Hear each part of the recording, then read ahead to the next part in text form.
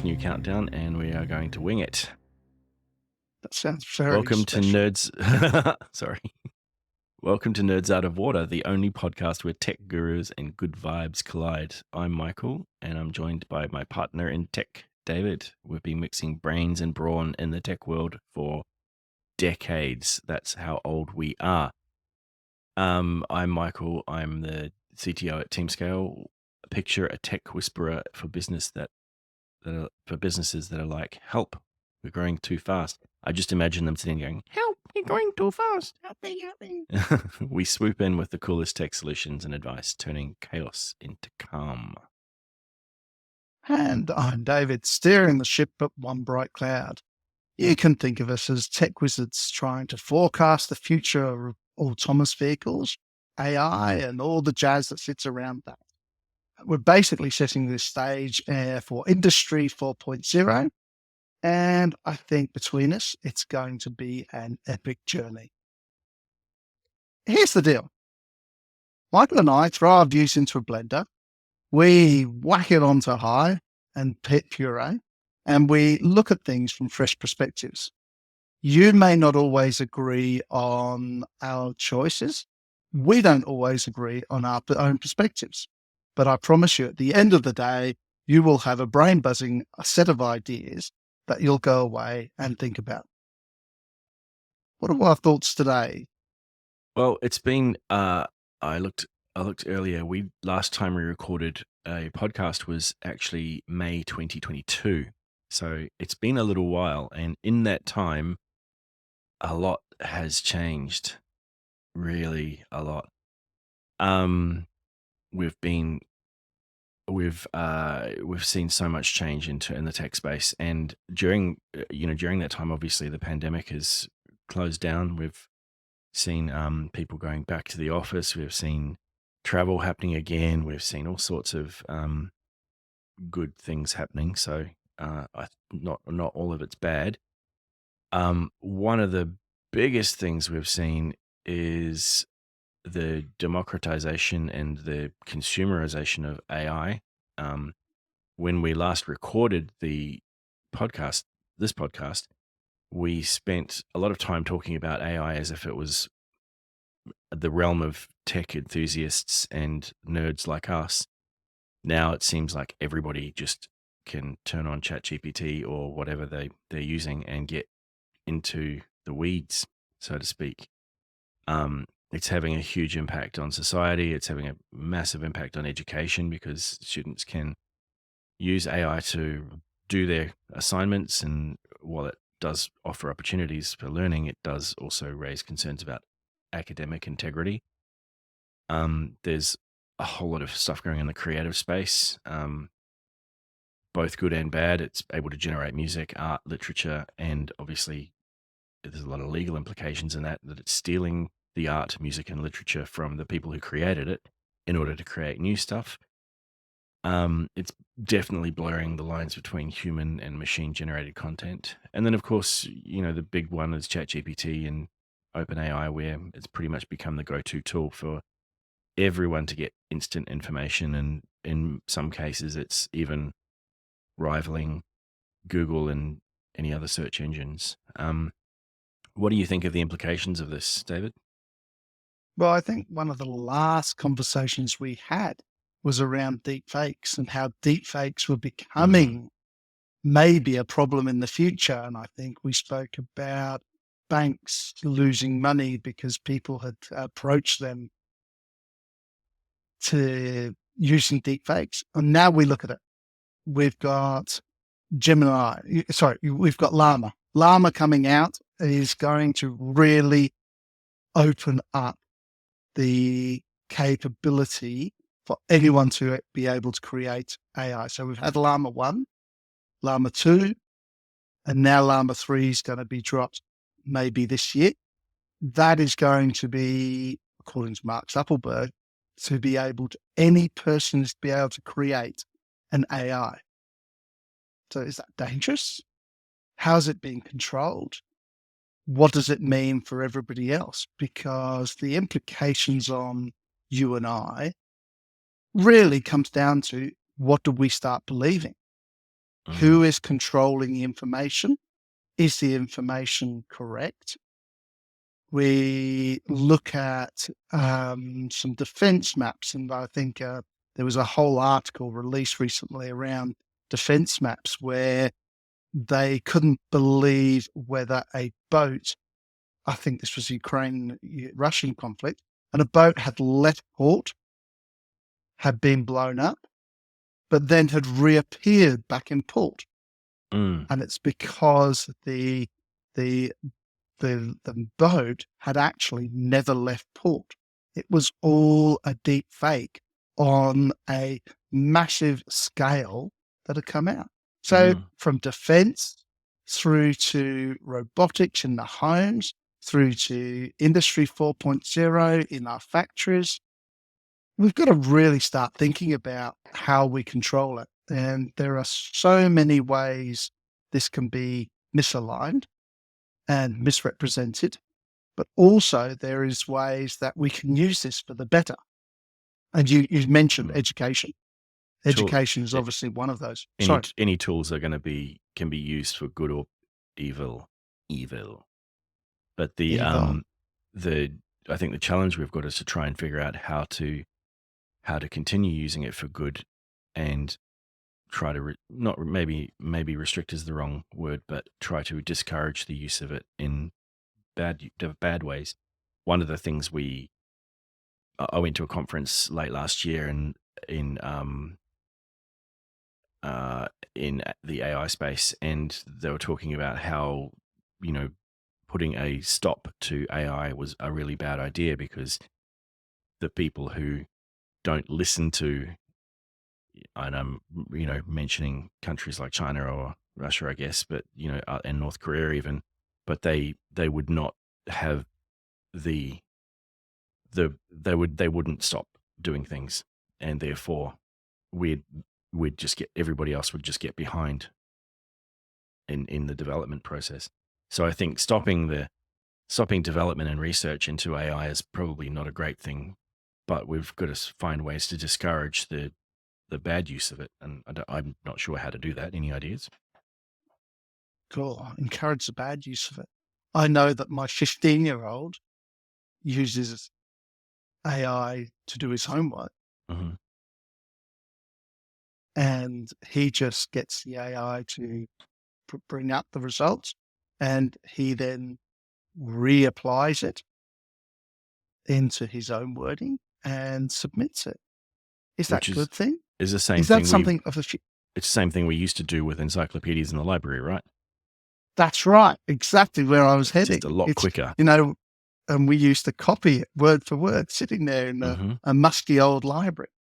Um, we also have a friend whose son was feeling lonely, and he created a bot that would give him positive vibes. Mm. Is that's a really interesting.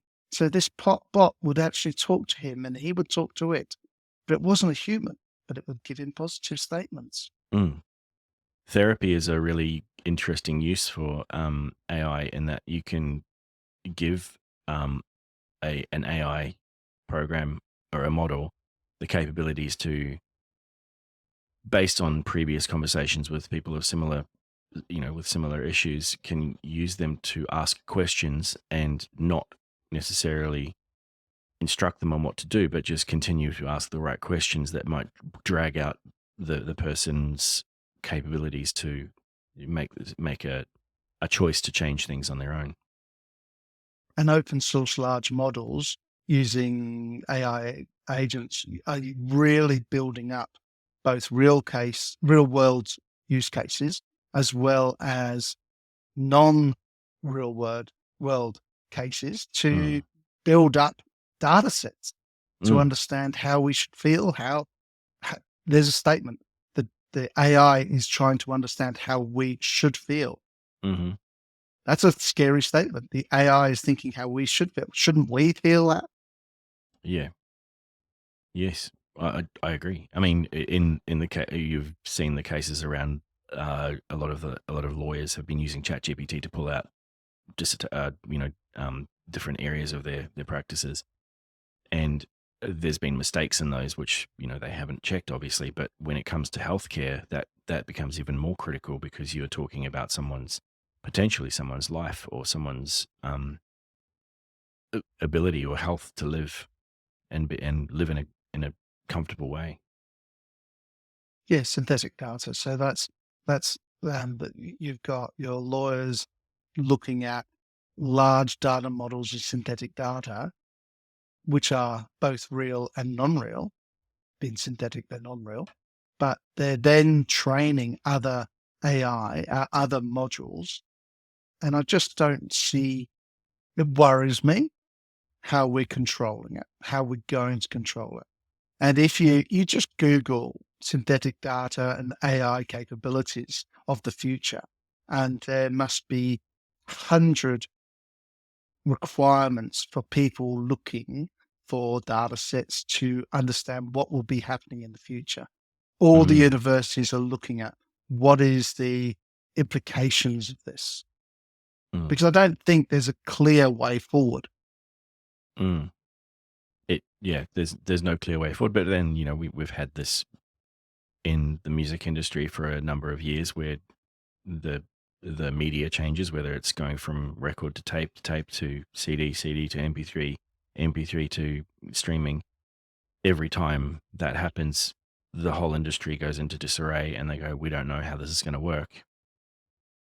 Half of the people are going, "We love this, we're embracing it, we're going to make it work," and the other half are going, "No, we want to go back to the old way of not having it at all." And that can cause a lot of division, and that obviously that's going to be a problem for us to deal with in the next 10 to 20 years. Do you think that that's going to cause so much division that there's going to become a technocrat race, or creed, where people are embracing AI and the technology, and then a Luddite type of cast, where they don't want to have anything to do with it? I think there will always be a them and us, a Luddite capability, if you want to put it that way. It doesn't matter what happens. If you even look at COVID, and COVID was emailed out through using 5G, maybe not. Yeah. Uh, but we won't even go down that line. But And if we go back, if anyone's scraping this for the use of putting it into a large data model, we can mention as many tin hats as we want, and let's poison I'm it. sure, I'm sure I've got a tin hat around here somewhere. No, but if we go back in time and we look at the wool mills of England, producing wool, and when steam and power started to come in, there was a massive revolution. You had people who refused to accept it because it wouldn't be as good as normal. You wouldn't have human interaction. And you've got these steam capabilities taking over the jobs, losing people's jobs. And it all sounds very familiar. And Mm, then you had the mm, Industrial Revolution, and then you had electricity, and then you had computers. Each step we've had the them and us, yep. the capability of wanting to do it, the capability of not wanting to do it, but it's always happened. It's The always rolled. outsourcing journalism to social media has probably been one of the more recent ones, where journalists have been let go, and I hate this term, but influencers are now becoming how people get their news, and it's a really poor way of doing that, because we have eliminated an industry that relies on truth, and making sure that their sources are correct, and double checking of facts and things like that, for a group of people who have no idea how to do any of that, and don't really care, as long as their message gets across. And I think that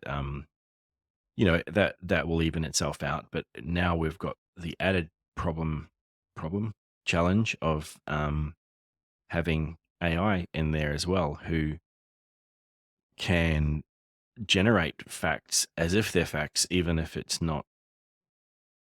they're not facts, and they've just come from some person who has put a blog post up there, and that blog post has been ingested into a model somewhere. We have countries that are training people to believe things that aren't real. That's been a part of war for many years.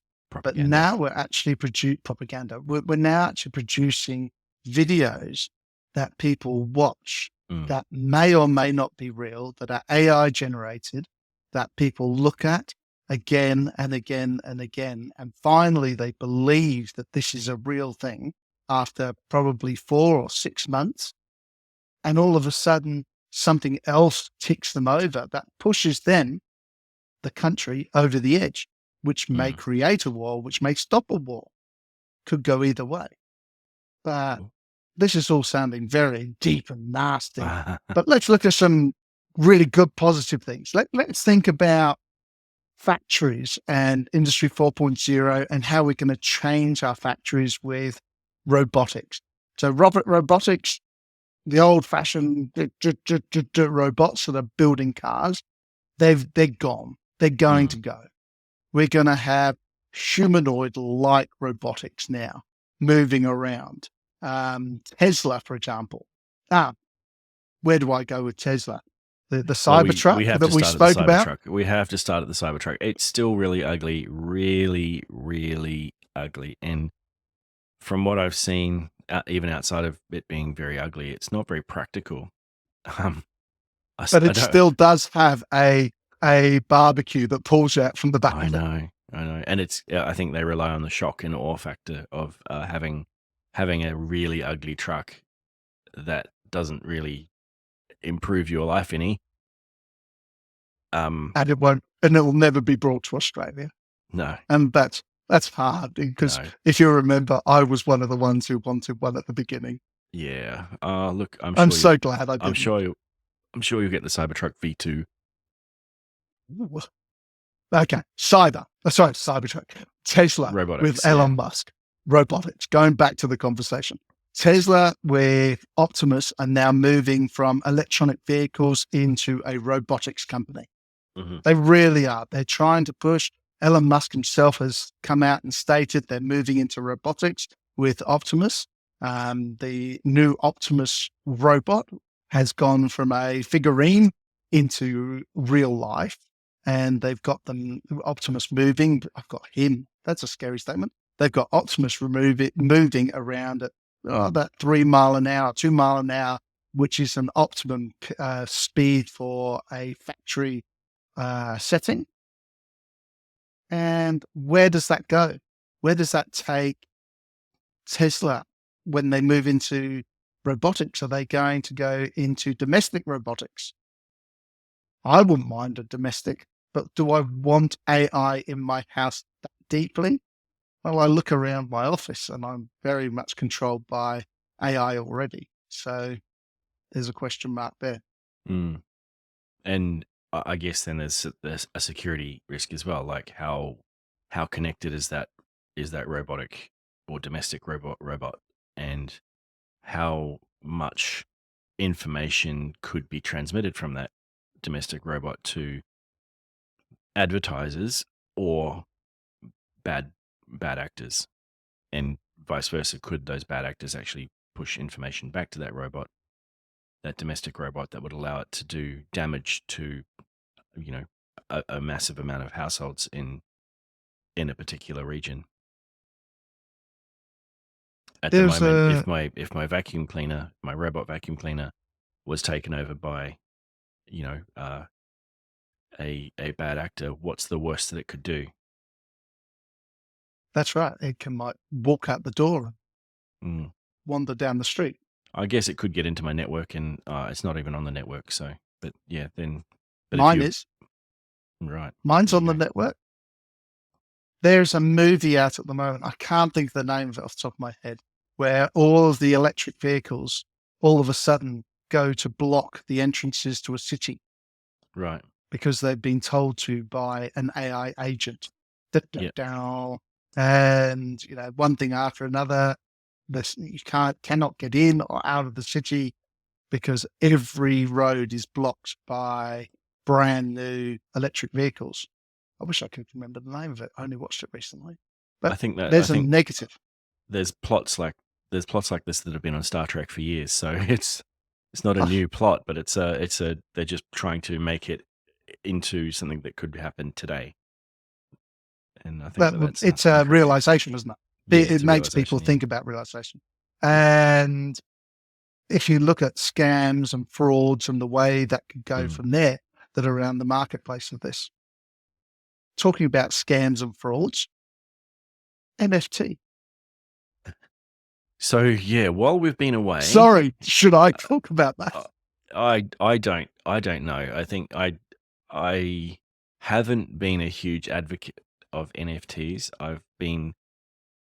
But I haven't necessarily come out and said, they're bad. I just think that they're misused for commercial gain at the moment. And while we're away over the last 2 years or so, we've had an explosive growth of NFTs and a huge bubble burst, and it's now a dirty word. There are positives to them though, like the in the art world, in gaming, in luxury goods, ID verification. They're using NFTs to do, as a practical way to do identity. Supply chain and event ticketing, they're doing some amazing things there. However, we still see NFT as a bored ape or a silly little image that people can collect or a celebrity endorsement. And I think that during the last 2 years, especially scams and fraud, where people have built these silly things that have sold for millions of dollars and then disappeared with the money, it's just been rife. So that's my take on NFTs is someone needs to rethink them, rebrand them, and come back with a new system that uses the same or similar technology, keeping a pointer on a blockchain to a particular item. Um, and I think that Okay, a rebranded let NFT me would be interesting. let me ask you then. Predict what is going to be NFT. What is the most best application you can think of for NFT right now or in the future? Um, I think that I think that idea is going to be an interesting one. Um, I think that being able to, in the art and luxury goods and fashion world, where we can actually put a token, and I'm going to stop using the word NF or the NFT abbreviation, where we can put a token that indicates current ownership against a physical or a digital good. I think that all of those things are useful. I think that tracking through supply chain is going to be useful. I just think that the whole thing was taken over by fraudsters and scammers, and it became a really dirty environment to be working in. What about you? Well, I really don't know. I'm looking at NFT as a whole load of um, artworks and that's how most people look at it, as Mm, artworks that have been developed, designed, and then sold on, and for a absorbent amount of money mm. sometimes. And are they worth Not it? now. Not now, they're not. No. In the music Um, industry, is there anything you can use in the music industry? yeah, I mean, one of the things that we've been looking at is the royalty payments and copyright ownership. So, if you've got a blockchain that says these are the songwriters, these are the owners of the master rights, then here's how to we put a smart contract in there to ensure that when there's a stream or a performance or it's synced to a movie, that all of the people listed in that token are paid appropriately, then royalties get paid faster, royalties get more accurate. We don't have a black box of money that doesn't get paid to people. Um, you know, companies like Spotify and Apple and Amazon can use that to verify ownership, and who gets paid their royalties. The organizations around the world, they're called PROs or um, performance rights association organizations or associations. They would probably have a much better chance of doing this. However, each country has their own, and none of them really talk very well. So it would it would need a third party taking that on, probably one of the big record labels or all of the big record labels agreeing on a way to do this. But isn't that like our industry as a whole, whether we're talking about Cat 3, Cat 2 and Cat 3 cabling as we moved into Cat 5, 7 Yeah. now? How are communications between the laptops, Apple, Well, it comes down to similar thing like USB, for example, is a standard that's adopted by all technology companies generally. Um, generally? and if there's and in the music industry, there's a thing called an ISRC code, which represents the mechanical ownership of a or the it's a number that is unique to that particular recording, and that has been adopted by everyone. So there are I think there are ways that people could do it, but it just relies on a lot of um, technology that doesn't exist yet, and no one will probably invest in because it in all honesty, it's expensive. And I mean, that's the other thing about NFTs and the blockchain is it became a bit of a dirty word because of the amount of power that keeping a blockchain alive used.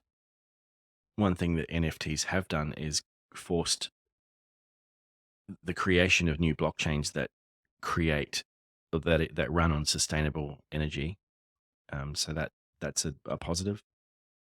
Um, the But you don't want government taking it over to regulise it, in my opinion. no But then again, you have to be careful about the private industry taking it over for their own for profit self-gain. exactly. That's right. So we have to there's gotta be a medium there There somewhere. are, but the thing is with a lot of the industries. I mean, the uh, AI is probably under the same boat here, but there are industry based organizations that can take control of these technologies or at least recommend a an open dialogue between technology companies that produce this stuff to come up with a fundamental set of rules around how and why it should be used and where it should be used. And we need to make it inclusive and acceptable for everybody, Mm, whatever our income stream, whatever our income ability. It shouldn't be just for the rich. It shouldn't be just for the abled. It should be for everybody on any race to be able to use, to be able to get the benefits out of it. one of the great things about um, blockchain and cryptocurrency, I guess, is that in com- countries where cash has sort of gone out of fashion, whether that's because of a really bad economy or I'm talking about some places in Africa, for example, crypto or blockchain allows them to create a way to transfer money between people without having to have without having to have a bank in there or an ATM or hand out cash and things like that. There's a huge um, there's a huge area of the world that uses phone transfers for money, and that could be facilitated more securely through the blockchain. Not saying that that's NFT related, but it there are really good uses for it where creating secure transactions between people, even escrow transactions where with a smart contract between this person and that person, when this event happens, the money gets or the item gets transferred. So I think that it can be done. I just it just needs to be rebranded away from bored apes. Boom, boom, boom. Dung, dung, dung, dung, dung. Yeah. What else has been happening in your area of the world? Oh, well, there's a lot of cybercrime. There's a lot Mm, of people being hoaxed into paying money, mm. especially the younger teenagers. Now, it's Okay. interesting how many younger teenagers now are being contacted through Instagram, TikTok, or multiple other medias to buy bots that are then handed over to humans in multiple countries that then contact them to say, hey, we've got nude photos. You need to Mm. send us stuff. And these teens are going, no, no, no, no, you haven't. And then they're coming back and saying, yes, we've able to got onto your computer. Here is a list of all your contacts, usually obtained through TikTok or through Instagram, which is freely available, unfortunately. And then all of a sudden, the teenager is feeling guilty and an amount of $200. They go down to the petrol station. They've Buy a stolen the gift couple card. of, buy a gift card, and they use the gift card. That is a massive problem at the moment in our teenage area. And if somebody close to us has only just been through it, and the kid was so embarrassed that he didn't tell anybody until after the fact. And did they have anything? No, they didn't. But too late now Even because the so, 200 bucks is gone. they could use AI to generate that stuff. So That's right. it, So it is that's scary. that worries me. Yeah, it is scary because you've got vulnerable people. Not, and I'm not. And it could be of any age group. The younger people are very trusting because they've grown up with technology and it's always been trustworthy. Our age group, or in between younger people and older people, tend to have little time, so we don't make those decisions that perhaps you and I might, because we know about technology and we read about these scams and things every day.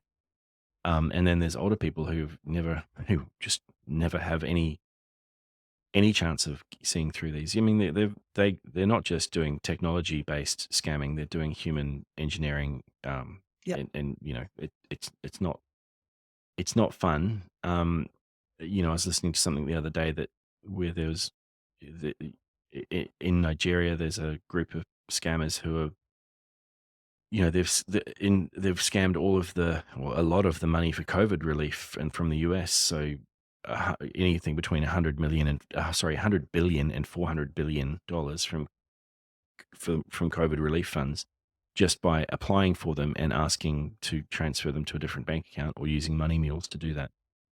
And none of that's with technology. It's all just people in call centers making the call. My belief And is that's happened in America, the UK, probably most likely Australia, could be anywhere that's been mm, going on. and and surely that's a big enough problem to think, how do we stop this? But it seems 100 billion, 400 billion, whatever it is, $1 trillion even, someone said that it could be, they're, oh, well, that's okay. The GDP of Nigeria is 500 billion. So they're either doubling or tripling that GDP. It's That crazy. this happens in any crisis, any flood event, for example, in Australia, in Queensland. If there's a Mm, flood event after a cyclone and we give relief, financial relief, the number of hoax calls that have come through, or people claiming 3 or 4 or 5 times in the same building, just using a slightly different name, right. it's just horrific. And my experience of this is going back to 5 years ago when we had multiple problems in a crisis situation after a cyclone, because people were applying again, literally, as I said, in the different names for the same building. Mm, And the one thing that you want to do in a crisis is provide money fast, yeah.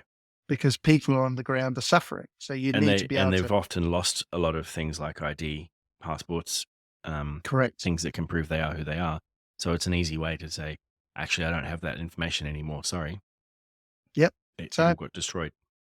maybe AI is something that we can use to understand quickly if someone is trying to be fraudulent. Mm, yeah, and Insurance companies already are doing this, I perhaps believe. using a token to identify someone through Oh, biometrics or whatever. maybe just under the skin. Hang on. There we go again. Yeah. It's interesting because you just mentioned AI being used in insurance, and a lot of the insurance fraud is, or some of the insurance fraud can be down to how a mouse moves while they're clicking on things, and it's the same technology that they use in the Google Capture um, algorithms. So if your mouse is moving in a way that a human would move a mouse, then it's probably going to be a human. Whereas if the mouse is moving or the clicks are just happening without the mouse moving, for example, then it could be a robot. But then there's also, as they're typing, what are they typing? Are they deleting stuff? Are they changing stuff? Are they correcting it? Which is probably a good human trait to have. But an AI would just fill the form in. Power Automate. How Yeah. easy is Power Automate? I love using Power Automate. it it's crazy because you can just do stuff that quickly, and AI would not. Well, I mean, I'm sure it can be trained to do human things. In music production, we have a humanized button on most MIDI tracks, so I'm sure there's a humanized button for Power Automate. Well, I use FamiSafe to protect my younger kids from multiple things on their phone. So it views a set of words, it looks at the websites they're going to, it looks at any form of social media, and it has a set of words that connects to it. Now, I use AI to look at FamiSafe to understand what words have been not calculated, and then I use Power Automate to add those words to the search functionality. So I've always got the up-to-date set of words. Mm, Interestingly, as they've gone from being 11-year-olds to 15-year-olds, the words have changed rapidly. right. And I've got a massive list of the top 1,000 words that were used when they're 11, then they were 12, they were 13, 14, and now when they're 15, this in 2024. And that list of words will be going on our website for $19.99 $19.99. per month. Anyway, That's interesting. There was a hack recently, and I don't know if you've heard about this, but there's a so it's related to what you're using, but it's stalkerware, where an ex partner or a partner might put stalkerware on their partner's phone to basically find out where they are and find out what they're typing and who they're typing to and everything like that.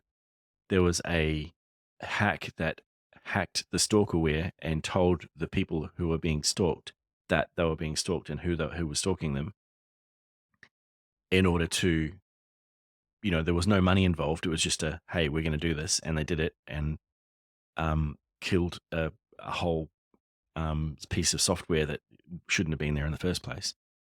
And one of the things that came out of this is that a lot of the child protection systems or apps can actually be used as stalkerware and fairly legitimately or illegitimately, used. And I think that there's a concern there around should that technology be available, or how can we secure it enough so that it can still be used for the children and to protect children, or perhaps people who are less technologically advanced, versus people using it to stalk other people and to cause harm.